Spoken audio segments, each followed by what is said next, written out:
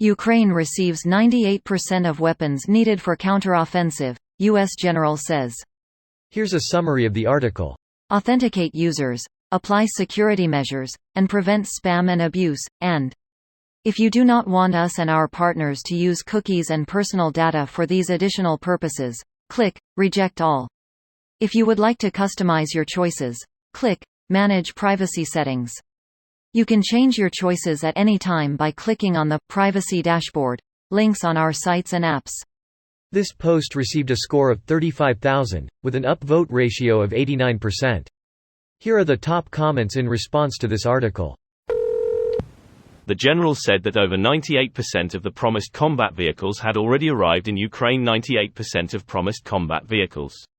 Not requested or required. Not 98% of ammo, air power, etc. Greater than the results of simulated wargames, conducted jointly with the Ukrainians, indicate that Kyiv's forces are in a good position for a successful counteroffensive, so they are saying that is 98% of what they think is required. Assuming you believe the wargames were conducted in good faith and that the Ukrainians agreed that was sufficient for the counteroffensive. I really don't think they tried to imply that they gave Ukraine everything they had ever asked for. Sure, it's a PR statement designed to try and show how much they have donated, but I don't think this is quite the gotcha moment you think it is. It's also just good ol' propaganda.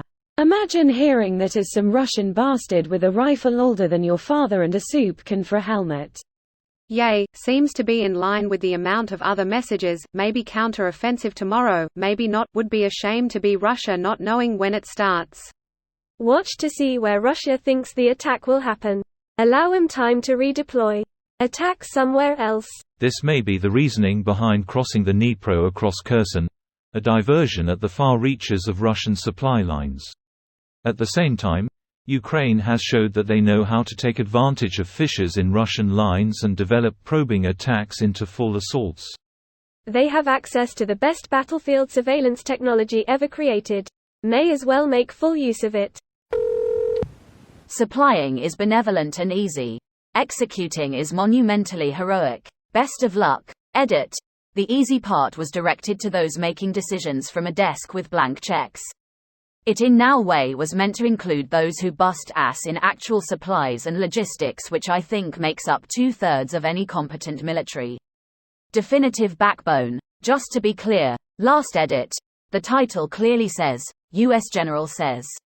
Which is the subject matter I am responding to. Anyone who is not a U.S. General and is offended by my comment is on terminal crayon withdrawal. Best of luck. The level of logistics to accomplish this task must have been crazy. If there is one thing the US military is good at, it's moving things around and getting them to where they need to be. The United States military is a logistics machine first and foremost. The whole war fighting thing is just to give them a place to ship more stuff to. This video was automatically created by Reddit to speech.